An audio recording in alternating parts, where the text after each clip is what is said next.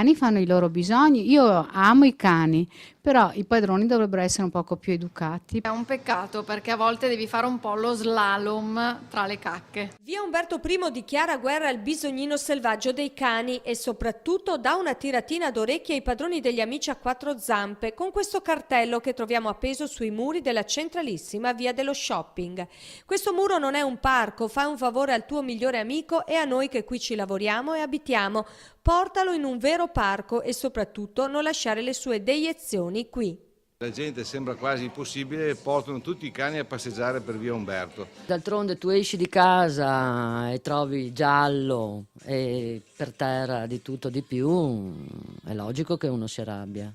Commercianti costretti ogni giorno a lavare le vetrine dei loro negozi, le soglie, gli angoli dei muri. Ma sta sempre lì a pulire in continuazione, buttare candeggina, disinfettare tutto quanto. E non passa mai, io non vedo mai che il comune mandi qualcuno a lavare le strade. Io amo la natura, gli animali, eccetera, però bisogna avere rispetto degli altri, non si può pretendere che gli altri vivano in un porcilaio. Impossibile non incontrare persone che passeggiano col cane e allora noi gli facciamo notare il disagio di chi vive e lavora in questa via.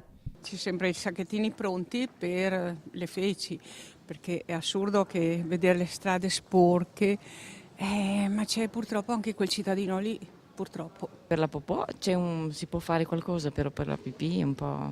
Però d'altronde sono i nostri amici, no?